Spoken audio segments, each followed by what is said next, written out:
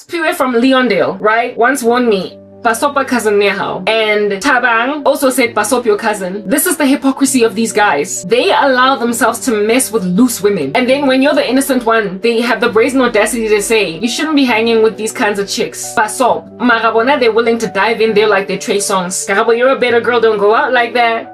But all these other harlots in the street, whatever, be careful of them. I was warned about my cousin by both the guys that she introduced me to, and then later on I would go on to date the guy that I dated for 5 years, who I also met through my cousin. Paso. They meet innocent women that they're willing to mess up with, and then they warn. They meet innocent women after having messed with crazy women, and then they warn these women that they warn the innocent women that the chick he's willing to just kind of mess with all that. Anyway, whatever. They booked him to this Formula One hotel and did a strange thing. That was the one event. They all made a decision that they're gonna tell me, and so they did. But they, of course, embellished certain information. I knew my boyfriend. There was no way that this guy that was always just diving into people's nether regions, there's no way that he would book into a hotel with 2 women and not make out. And again, I was upset, but I did not highlight that I was upset. I acted like I was an idolater. I had made my cousin a god. Just the fact that my boyfriend probably made out with any of them or even had sex, I was like, what in the world? It afflicted me. So thank God I didn't end up married to that guy. If anything, he passed away in a car accident, and by the time that he died, or whatever. So listen, I dodged bullets, alright? I dodged bullets. It's what I'm getting at. Mara, the decision that people make out here in their youth, thinking that there are no consequences. Listen, they are there, they exist, they are dire, they're extreme, they're excruciating, and there's no getting out of them. Sometimes you come out of danger, fella,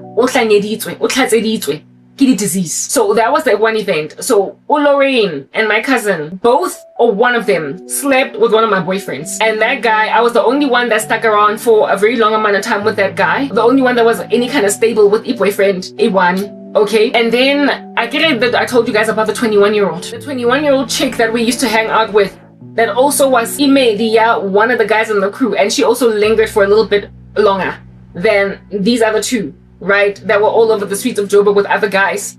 Yeah, the 21-year-old one day went partying with the 19-year-old. So essentially Lorraine went partying with, let's call her Trina. Let's call the 21-year-old Trina. So Trina is also a friend. And then there is Lorraine.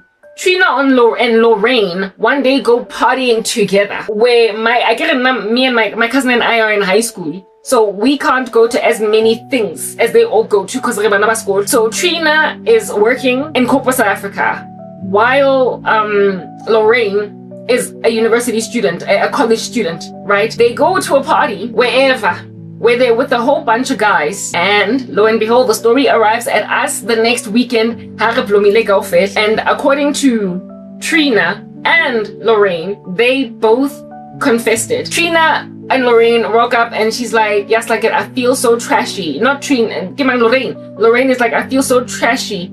I slept with everyone last week. I slept with everyone last week. This is now Lorraine. And she's like, I feel so trashy. Remember there was a time when she was like, I regret hanging out with guys, meeting a guy and then sleeping with him same night. Here's now Lorraine with a spirit of harlotry all up in her grill, rocking up and saying, oh my goodness, I slept with everyone. And then we get the details from Trina.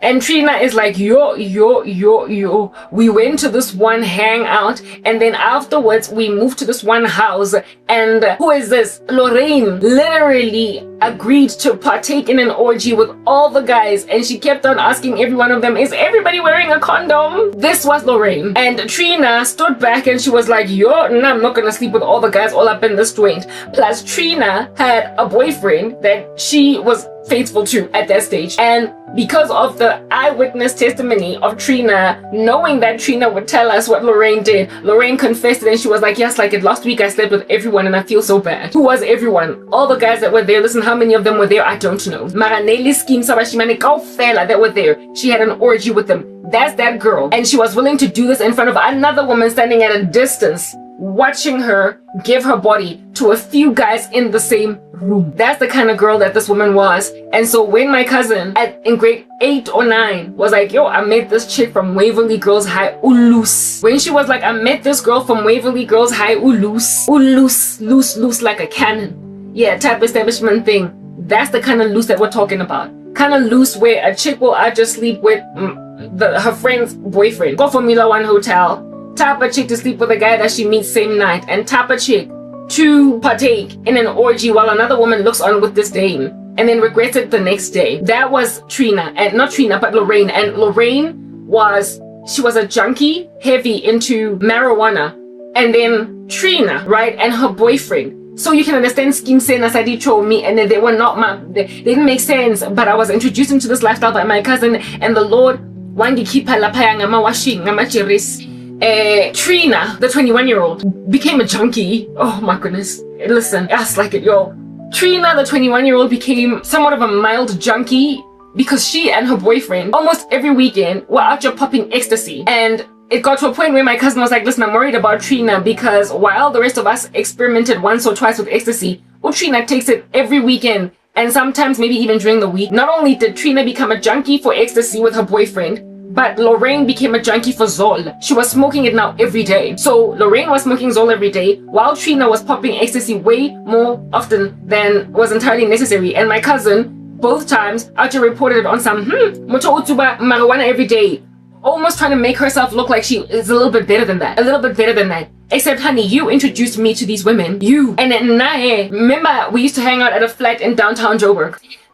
One time in an evening before going out partying, we took ecstasy. I've taken ecstasy and I've smoked marijuana. And they gave me half a pill. It was a blue pill. And this one little half a pill. That same night, I met at the party that we would later go to somewhere in North Riding or whatever. My boyfriend came, Tabang, right? And Tabang was not the best of people, but he could tell that I was just taken over by the influence of really horrible friends. And he kept on like, it's like, if it wasn't for these friends, I wouldn't have met you first and foremost. But he kept on trying to be like, listen, snap out of this thing. You don't have to do everything that these chicks are doing. My boyfriend rocks up at this party because we arrived there first, and then right, and then I'm at this party and I have had earlier that night half a pill of ecstasy, right? Earlier that night I had half a pill of ecstasy, and my boyfriend rocks up unaware to himself what in the world happened over there, right? And he buys me like a Hunter's Dry, and for this party they would like dispense Hunter's Dry and then they would give you a cup. So I insisted on not drinking it out of the bottle but rather putting it in the cups, right? In the cup. So Hunter's Dry cup, and then I pour Hunter's Dry into this cup, and I just keep pouring and pouring and pouring and pouring, and my boyfriend is looking at me pour this drink while I'm busy talking to him, like just like it's dazed, and then he's like, whoa, like this is pouring out, like like the alcohol is pouring out of the cup. It's like just sipping, like dripping over the cup. Like basically I poured until it poured out of the cup. And he was like, whoa, at which point he holds both things, like both my alcohols. So the Hunter's Dry bottle and the cup on this side. And then he holds them himself and he's like, and then he looks at my eyes on some, what did you take? What did you take? What did you take? And it was after that night, I then told him that I was given half a pill of ecstasy, and he was like, like, listen, right? And then after that night, he was like, cousin how paso. He was like, cousin how paso. Who in the world gave me half a pill of ecstasy? It was Lorraine and my cousin. Ecstasy, what the heck was I doing? Yo, guys, yes, then God saved me from so much because of how I was on ecstasy. I was like, never again will I ever take that drug. And because of how I was on Zol, I was like, never again. So frankly, when it comes to drugs, I was rescued by my experience under them. I was not able to handle myself. And thankfully, both times, I was in the company of people that would not just take my body, ravage my body, take me for granted, and what have you. If my boyfriend was not there that night, if he did not come to that party, I can't say what in the world would have happened to me. Any other guy might have just had a field day with me. And yeah, anyway, whatever. So he was like I said, he was not the best of guys, but he was able to make an observation that my cousin was just toxic. She was toxic. Mara, I enjoy the benefits of having met me through her. So that's all that I guess he was running with in these streets. But he thoroughly, at some point, seeing as we became a little bit serious, warned me against her. That is the hypocrisy of men. They will out here warn you against bad girls, but they will not be unprepared in and of themselves to not only avoid them, but also train them up in righteousness. They will not bring them up. They will not insist on making them better women. Yeah. Ultimately, this guy and I broke up because I went to varsity, like I said. And then, Kimang, one fateful... Okay, I then lost everything. Listen, I'm gonna have to cut the story very, very short. After registering at university and being there for 2 years, I was not able to go back in third year because my mom was not paying my fees. So I basically was busy partying with my cousin and whatnot. And then she showed me flames because I lost everything. And she and Lorraine were still hanging out together. This is now years down the line. And I am now 2 years out of university, 2 years out of high school. I've now matriculated. So this is how many years I'm hanging out with these chicks. I lose my ability to keep on attending school. And because of losing my ability to keep on attending school, both my cousin and Lorraine showed me so many flames. In terms of the insincerity, they actively treated me like I was dirt. Because now I had nothing to write home about. Why did they treat me like that? Because everywhere where we went together, even though they tried to bring me down to their level, everybody was always like, basop these two.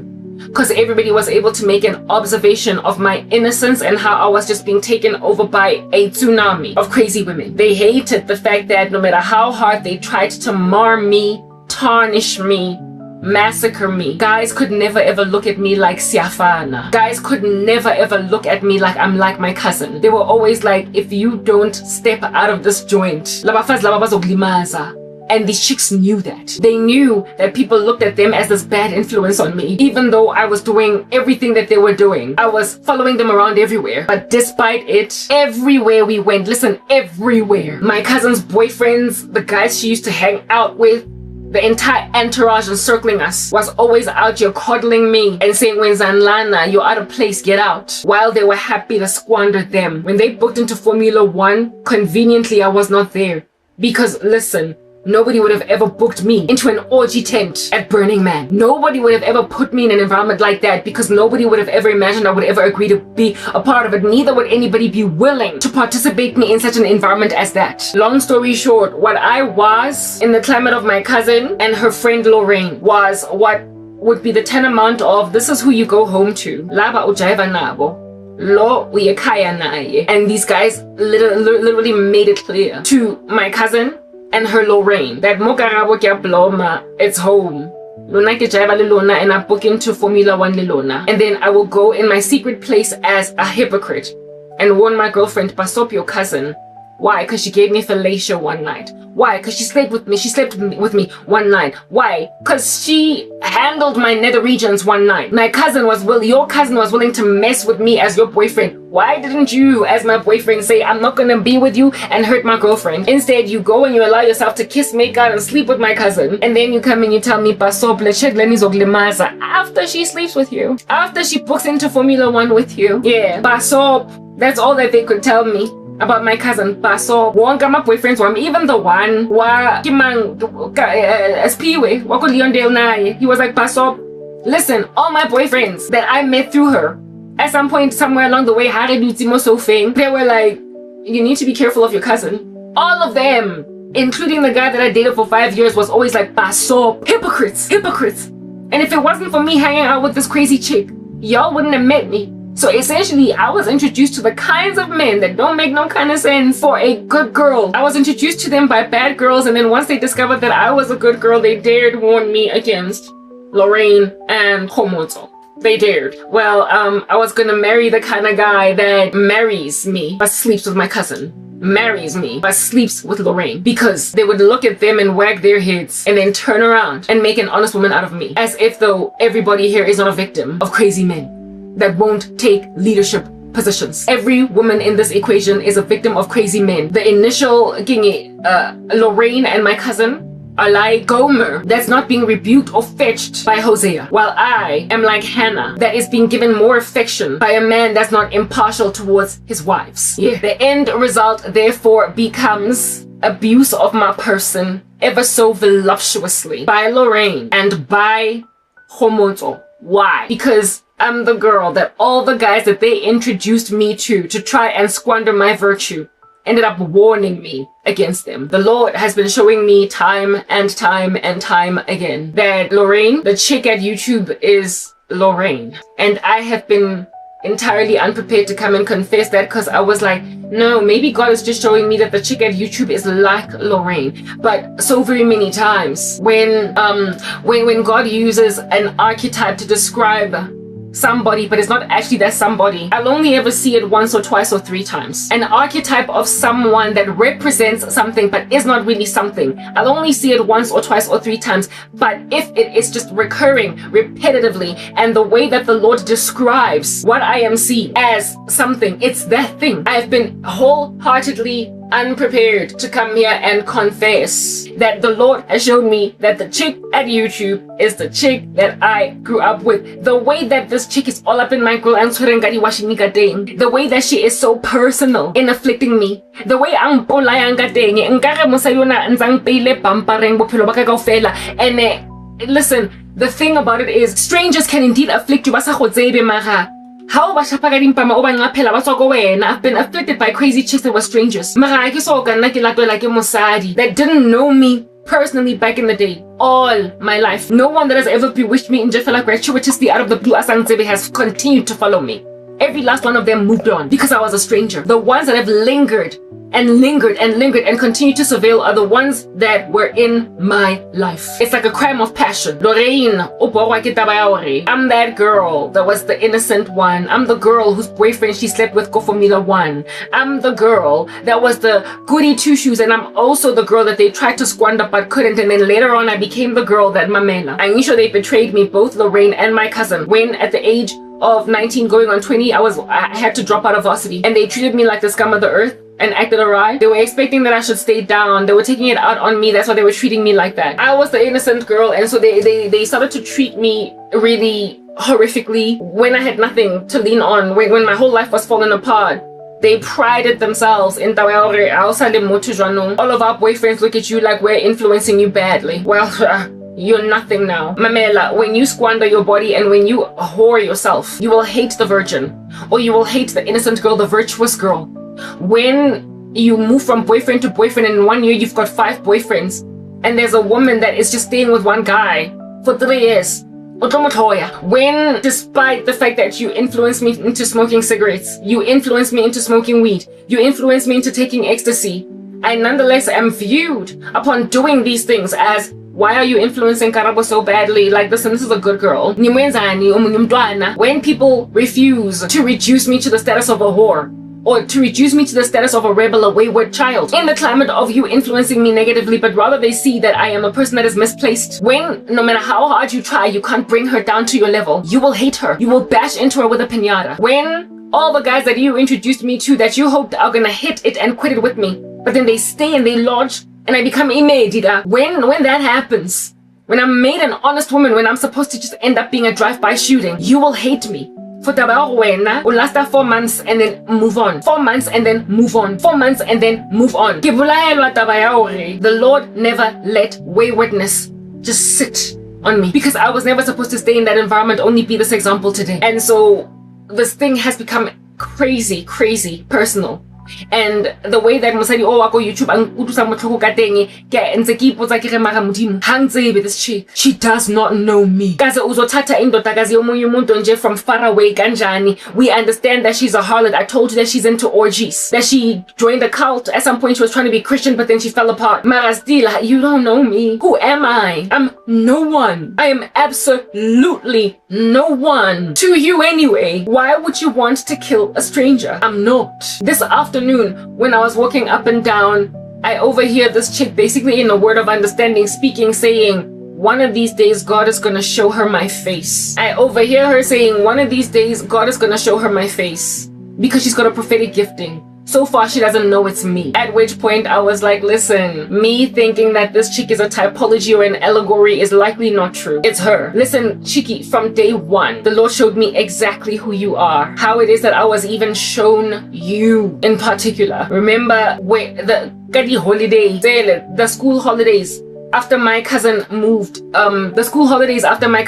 back to Soweto, or to Soweto. The first time when I met Tabang, those holidays where I smoked cigarettes for the first time, we weren't always hanging out with, we were not always hanging out with guys. Some days it was just me, you. Some days it was just me, Madimabi or Matlakala, otherwise known as Lorraine, and my cousin, Ko Habona, Ko Jaratenya Ko Habona. We would hang out there, or she would come to my uncle's house and we would hang out there.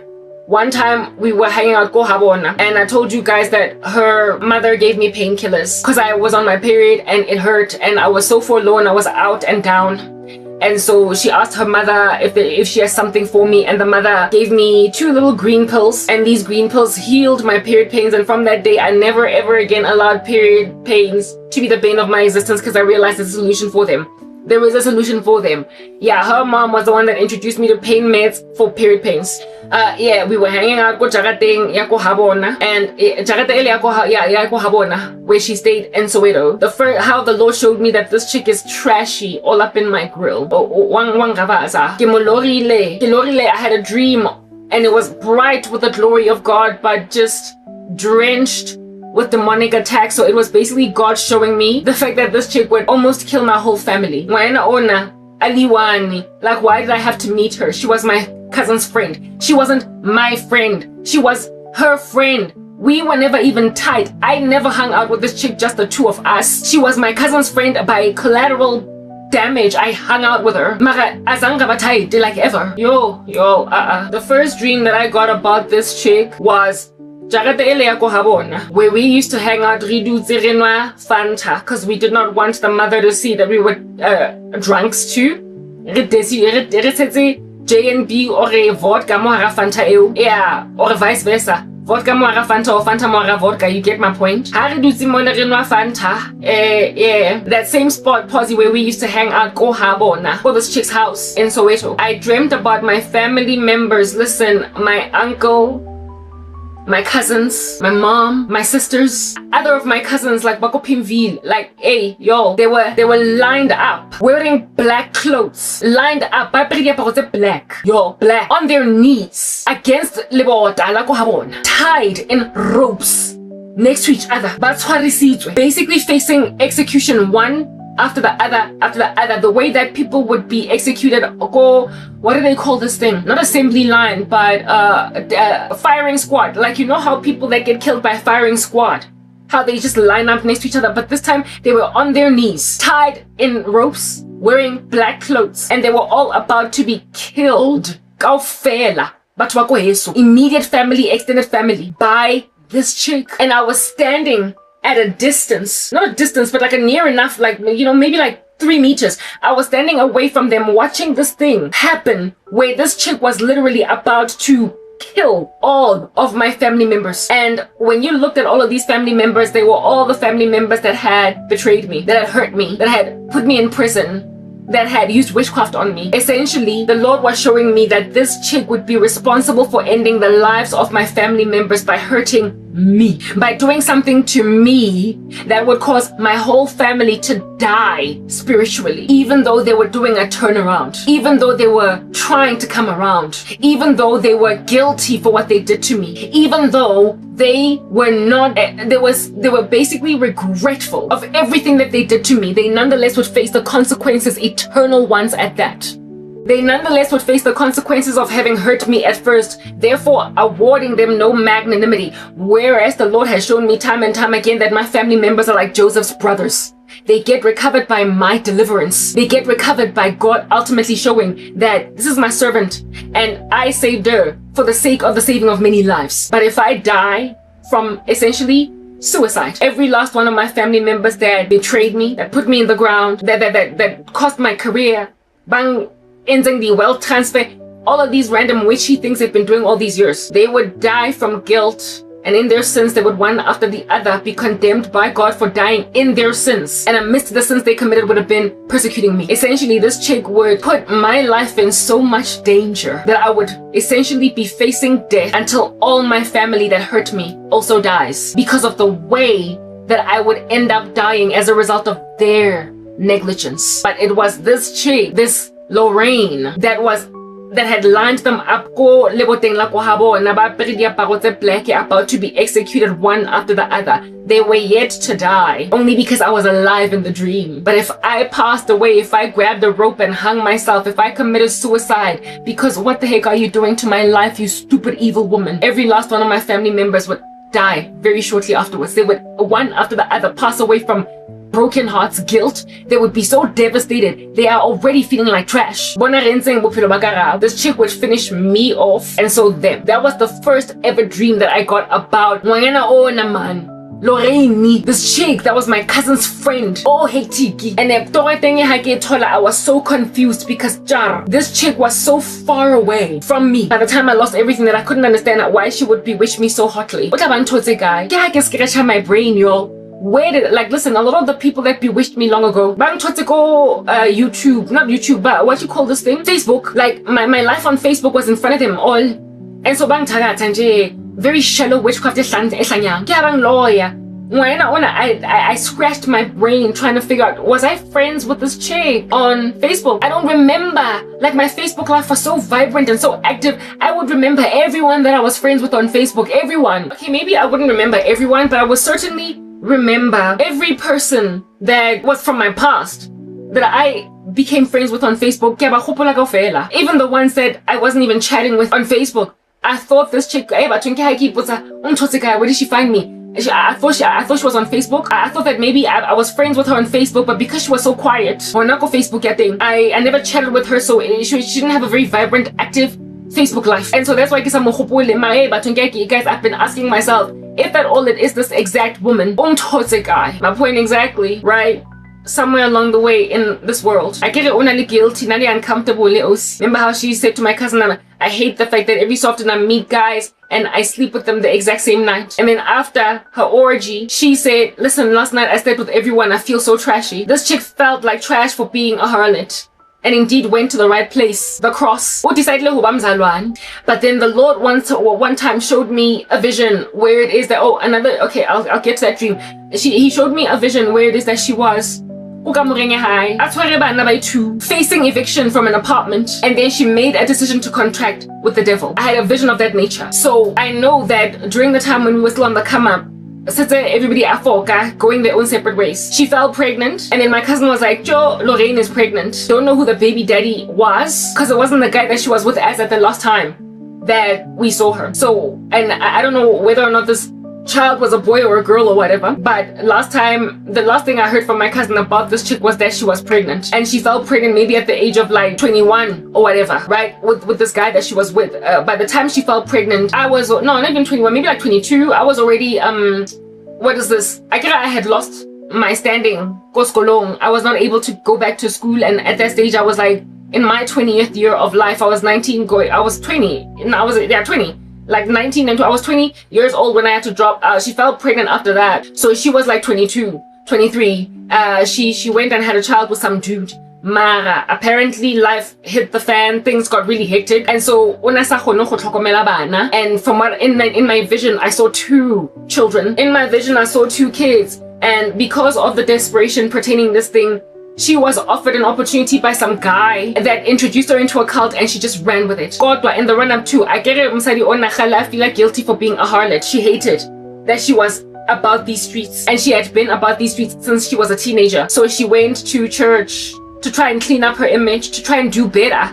But when life got hard and she had kids to feed, she then joined a cult. And thanks to that cult, wathola umsebenzi after a season of facing eviction from an apartment. So essentially, she's a single mom and is doing whatever she imagines she needs to do to get ahead or to take care of Badabahai. Well, those children today, I mean, if at all at 22, she was out here having her first kid, like proper, her oldest child should be now today like a teenager entering into his 20s. So yeah, probably still really like dependent on her type establishment thing. I don't know how long she's been involved in this cult, but she certainly attempted church, and it just, according to her, took too long. Jesus took too long, and so she joined a cult and told herself, and among the things, this chick, I get it, in first year, when she was in first year, unantale busy a faila. At disappoint abatswadi. I think at some point she had to end up so she could not finish her degree. From what I understand, or her certificate or whatever. From what I understand, she eventually did get her certificate in taking herself to school part-time, etc. Mara, musebetsi o a o sebetsang, or whatever she, like proper, or she got into a cult through a put madresa and she got mingled with strange seed, mingled with strange blood, blah blah whatever. She's now irredeemable, she's a transhuman. It's what I'm getting at. Galanza experimenta, this chick, her whoring from the time she was a child became now whoring spiritually. And now she is mixed, nje. She is a strange, ugly mixture. And how she found me, I have been scratching my brain because God has been showing me that I ultimately would grow older, right? And when I grew older, because of my cousin's betrayal with Lorraine, I saw they've got it in for me. When I lost everything, they treated me like trash. I stopped therefore following easy examples of my cousin Wam, that after I got recovered to a job, I got a learnership, got Liberty Life, and then I grew up the corporate ladder, etc. I let my cousin come back into my life. I forgave her, but after forgiving her, however, I didn't forget, right? I forgave her, but I didn't forget. So basically it was one of those fool me once, shame on you, fool me twice, shame on me, right? I forgave her, but I didn't forget. So because I did not forget what my cousin did, I realized she tried to tank me. I realized that she was insincere, that she did not have my best interest at heart, that she had it in for me, that she was not ride or die like I thought she was. And I also discovered therefore that it was a great folly to make out of her a god. This was even before I came to Christ. Of course, I renounced idols, all of them, when I came to the Lord Jesus Christ. But my cousin, she was an idol that I renounced before I even knew I had to renounce idolatry. In other words, how up to her I used to look, and how much I used to do whatever she did, and how I followed her around everywhere. I realized that it's not going to do anything for me, because as soon as my life fell apart and I was out on a limb, she was unsupportive and she was rubbing it in my face that I had nothing. The reaction of my cousin that way was because of people's reactions around her pertaining me, after calling her a bad influence over me. So the jealousy of being sidelined as badly influential towards an innocent girl. She hated that I am the one that's walking around with the persona of the good girl that is hanging out with such bad people. Girl, take care of yourself. It ate away at her so much. It was such a gangrene metastasizing in her bones that she then basically made out of me an enemy, even though blood is supposed to be thicker than water. And she stood no Lorraine. Mara, my cousin was not entirely all that besotted with Lorraine because nobody on and off, due to the fact that I guess my cousin maybe didn't like being associated with Buhek by Lorraine. Mara, still nonetheless, she couldn't help but hang out with it because my cousin in and of herself very deeply. All that thing. That thing. She was not nearly as extreme as Lorraine was when it came to just squandering herself in these streets, flattening herself like some pita bread. Bangi Zondela that thing and showed me flames when I was 19, and so therefore when I got a little bit old, not 19 but 20, when I got a little bit older, I realized that, okay, listen, I love my cousin, we'll always hang out, we'll always party together, we'll always dance together. This was before I came to Christ. I will always know that Lomuntu Lona, she has it in for me because of what flames she showed me. So Gaba very careful, and as a result of me being aware of the fact that my cousin is not all that great. Yeah. After realizing that my cousin onale something I swearing against me, I then stopped following every decision she made because I realized that she was willing to throw me under the bus. So when she made a decision to go and give some guy a child out of wedlock, I was like, girl, I followed your examples. I smoked cigarettes because you smoked them. I took ecstasy because you took it. I drank Hansa with Sprite because you did it. I went partying a whole bunch. I had sex because you were having sex. I basically allowed myself to be squandered by whatever you did. But this time, I'm not gonna go give a boyfriend. Ke so be ready. Ke palama di taxi. Ke komba. Ke abrile norte. I ke tlo ke sena medical aid etsang sense. Hospital plan fela. Ke sebetsa call center. I get off a boyfriend ngwana because I'm broody. Because just like you, at the exact same time that you were broody for children, I became broody too. But I'm not just gonna go out there making babies. I'm not gonna put something so permanent in my life as a baby. She went and continued with these weird life decisions. I quit drinking. She carried on. I quit smoking. She carried on. She was even smoking throughout her pregnancy. I quit. I refused to have a baby, even though I was very broody with the boyfriend I was with for a very long amount of time at that time. That's what I had all these decisions that messed up with her life until her career was just stranded and stuck. And just because she kept on making all these messes, she kept on. I would go to work on Mondays after a night of partying. She would skip work. Just like her boyfriend didn't know where she was at, and me and her dad went to Spraidview, and he was like, yeah, she was the kind of person to be out here AWOLing like that at work too. She AWOLed from her boyfriend when she was a teenager, and she now was AWOLing from work, and so she kept losing jobs. She kept having to quit jobs before they fired her, until she had to downgrade out of corporate South Africa and work in the retail space. Yeah. When I watched my cousin's activity, I was like, wait again, I'm taking myself back to school. And then now I am gonna pitch at work on Mondays after again, because I'm gonna make sure that Saturday I might drink as much as I want, but Sunday go for la pampabala, so I'm Monday. I'm not gonna skip work on Monday. I basically made a decision that the girl that I was in grade 8 and grade 9 before I went awry, the girl I was in grade 10 before I'm gonna go back to that woman. It's never too late, essentially, to recover yourself to the goody two shoes. I'm gonna go back to being a star performer. I might have missed out on like 7 distinctions in matric, we get it, but I am not going to miss out on 7 distinctions in life. I'm gonna make it. I am going to correct the errors of old, because I'm not going to follow after crazy ladies anymore. I made a decision that I'm not going to follow after crazy ladies anymore. And so now when crazy people notice that you no longer will follow after their example, that's when they get really below the belt. That's when they're like, okay, so now she's got her own gumption, her own gung-ho, her own resolve to not follow after peer pressure. Well, guess what I have learned? Rubbing your hands together.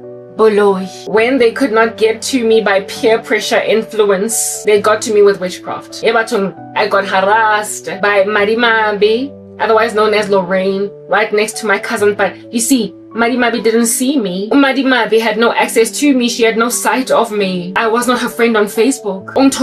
That's just the thing about God's providence. The Lord is the one that said to Satan, have you considered my servant Job? Satan, where have you been? To and fro the earth, up and about it, roaming. Because I'm a busybody that way. And then God was like, have you considered my servant Job with all these roamings of yours? Have you gazed at him with carefulness? He is above reproach. He's a great dude. He makes sense. And Satan was like, strike him and he will curse you to your face and die. The Lord is the one that providentially orders things in such a way so as to place you before crazy people that will determine to make your life a living nightmare. Strike everything Karabo has. Munkele everything. Rip the carpet from underneath her feet. Rip it. And she will surely join a cult. I remember her when we were teenagers. Please. She quickly just smoked a cigarette because I was smoking it. She quickly just smoked Zol because I was smoking it. She quickly just took a pill of ecstasy because I took one. She quickly just drank alcohol because I drank it. She quickly just had sex because I broke my virginity. Only strike her body and cause her loneliness and she will out here follow after the grain. She's not as good a girl as you think. Trust me, I've seen her smoking weed. Yeah, but I'm grown now. I'm a big girl and I've seen you crazies out here trying to influence people away from God, away from a sound and sober life. I've seen her take another woman's man. I've seen her making out with a dude one night and then the next day she's dating his cousin. I've seen her betray some people. I've seen this chick at the way I've seen her drunk like a skunk. I see sweet going talking about Jesus. Please, I was also talking about Jesus at some point and I joined the cult. Watch her curse God in his face. That is the error of your way. When you make a decision to ignore your conscience as a child and then you decide that as a grown woman when you're in your 20s, you're gonna do a better thing because Papa, why were you hanging out with these miscreants in the first place? These miscreants will follow you around and God, if you give your life to him, will say, have you considered my servant Stephen? Have you considered my servant Kurazi? Have you considered my servant Larato? Have you considered my servant Peter? Have you considered my servant Candace? Have you considered my servant Hutatsu? And then people in Hutatsu's life will be like, oh, I've seen her drunk like a skunk. I've seen her sleeping with somebody else's boyfriend. I've seen her ignore in Dabayoguti, she's a whole academic eskolweni. Ignore her science test on Monday in order to go to a jazz festival on Saturday. on Sunday, I have stumbled her before, I can do it again. And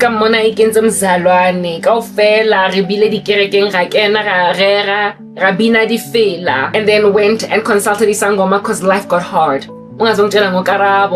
She's easily influenceable. I can just go and she'll be blown away. Simtatile as a teenager. What is she now? As a woman but God knows how to table your face before Satan and his servants. You will know how the devil attacked Job through the Sabians that came and attacked his camels. They stole his livestock, they whatnot. So when the Lord places you before the devil will then charge crazy people. And there is no better crazy person that the devil can charge than someone that knows you from history. On some, please, I've done this to her before. And she was gone like the wind. I can do it again. The devil knows how to place crazy people in front of you. Herein lies the Sabian lady. She's like the Sabians in Job's life. She took my camels, dog. She took my livestock. She is like the fire from the sky that burnt my sheep. But you see, this time around, I am really of God. This time around, I'm not just moral by the standards of this world. I'm not just a good girl. I'm not just the barbarian that's not as equal as other barbarians. You know how I said all children are barbarians to parents, but some barbarians are more equal than others. I was the barbarian that didn't wash dishes. She was the barbarian that stayed away from home for 4 days. I was the barbarian that argued with my mom and banged the door and spoke back to her, whereas she was the barbarian that drank and smoked hard drugs and partook in orgies as a teenager with parents unaware as to what their child is doing. All barbarians are equal, but some barbarians are more equal than others, so she just figured that I was slightly less barbaric than her, but she knows how to bring me to her level. She knows how to make like Sierra and level up my level of barbarism because she's done it before, so she can do it again. But this time I'm in Christ. Barbarism is barbarism in children precisely because if you don't drive out barbarism out of children, they will just be maintained in insanity. But the Bible says, teach a child in the way that he should go, and when he's older, he will not depart from it. The Bible also says that in the heart of a child dwells a great deal of folly, and the rod of discipline drives it away from that kid. So Christ drove out discipline out of me. The rod of Christ's discipline drove out that folly out of me. And so therefore, I am no longer a barbarian. I am no longer disrespectful to my parent, God. I am no longer unprepared to wash the dishes, and I'm no longer pulling tricks up my sleeves to actually get out of washing the dishes for the night. I'm no longer getting blankets ripped off my body at 2 a.m. in the morning because my mom decided to go and use the bathroom and noticed that there's dishes piled up to the heavens in the kitchen. I'm no longer that girl. Now I wash the dishes myself in my own volition because I realized that I would upset some people if I didn't. I'm now full of obedience, which is better than sacrifice. I'm no longer even a lesser version of barbarian. I'm just now altogether that sweet child, the sweet konyana, the one that'll bore you. I'm the goody two-shoes. I'm the one that's always at home. I'm the one that says I don't do drugs. I won't touch that. I'm that kid, the one that will keep on performing excellently in school because she refuses to drop the ball on her standards, on her results, because she knows that she wants to be a doctor one day. She's never gonna drop the ball.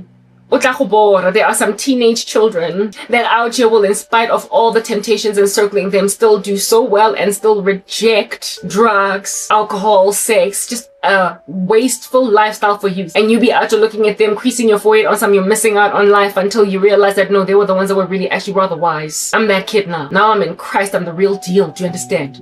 God sent me the Sabians, and this chick figured that she can just harass me. So I did not know who the guy. That's why I wrote off that game. But that's just the thing. A couple of years ago, she was going through a lot, about to be evicted from her apartment, and she joined the cult. Ever since then, she's been getting jobs. And ever since, she was always a creative. She went to go, when she was at Wits Tech, I can't even remember, but I think it was like media studies or something. It was one of those artsy-fartsy degrees or certificates. It was PR. I think it was like PR, not personal relations, but public relations. She was studying something along the lines of media, public relations. Yeah. Yeah. She wasn't studying something like IT or whatever. It was something in the media space though, so it would make sense how she would end up working for YouTube. Based on what she was studying, it makes absolute sense why she would end up working for YouTube. It makes 100% sense. But I think maybe she did finally finish the degree thing or certificate thing. So it makes sense that she would find herself in a digital company, a media company like YouTube, having studied public relations. but it doesn't make sense why you would sit around in a job as a moderator. I don't know if it was the first ever job that she was given, but as a result of being in that industry generally, she was able ultimately to get into YouTube. Listen, it just makes sense. So how did she find me? She didn't. It's not like she was following me around. It's not like she was bewitching me based on Baibizang, what she saw on Facebook. By the time that I was on Facebook, she and my cousin were not friends anymore. They were just removed by so many degrees of separation. My cousin always considered her to be a little too spicy for her liking. She was too much, she was too extreme. That lifestyle, so they always just kind of they fought. Unamusha like snowfish. You know how snowfish is so salty? It's extremely salty. You can't just eat all of it and just wait for it. Just nibbling at it. Like this chick, my cousin consumed it like snowfish. Only too extreme. And so even though my cousin Lena nearly loose cannon, this chick was just too loose. She was too loose. And so because this chick was as loose as she was, Miss Waverly Girls High, she would at some point develop be like, my cousin would be like, no, it's no fish.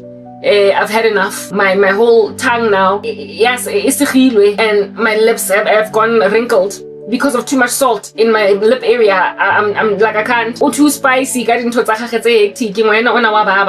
much. I cannot be drinking Tabasco sauce and without putting it on the cheapsy or something else. She was not what she was neat. She was brandy, straight. She was vodka without dash, dog. That's how hectic this chick was. Got lifestyle, and my cousin was like, from vodka straight, Jack Daniel straight. Very high concentration store, like hectic percentage of alcohol straight. Hectic. So so from the time that she met her, my cousin was like, okay, snowfish get done. And then after a year, 2 years, at some point it was a complete fork. So this chick was in none of our lives when my cousin and I were now carrying on Gabo Pelo. So and why would God give me such a hectic dream about her essentially almost killing my family? It is because she is the woman at YouTube. Have you considered my servant Joe? One day, because she works for a cult, and that's how she even got the job at YouTube, she was placed. They put these people in different places. Different. And one day, they gave her an assignment, and lo and behold, yes, like this here, don't tell me about the stupid woman. I know her. I told you that I've been getting surveilled from day one. And the day that I posted my first ever video on YouTube, I was banned. 10 years ago. 11 years ago. In 2014. I've never been able to grow because I exposed a crazy cult in this country. They've been gazing at me. The syndicate has been in operation for very many years. I don't know how long, but they've been looking at me from day one. I can't grow anywhere. My life, I'm at a chock-a-block. I am at an impasse, if you will. An impasse. Bahana. But I told you guys that I'm not gonna get set free because South Africa